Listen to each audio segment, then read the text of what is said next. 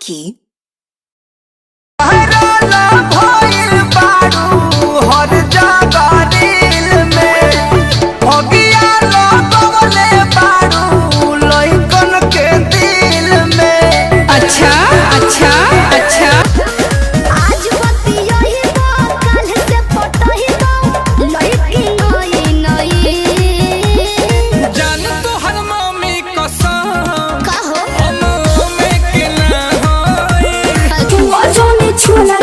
छुआ हो जाई। अरे तो सुन कहा बोला। अरे आज पूरा करके जाई अपन मन कि धान भाले धुआं हो जाई।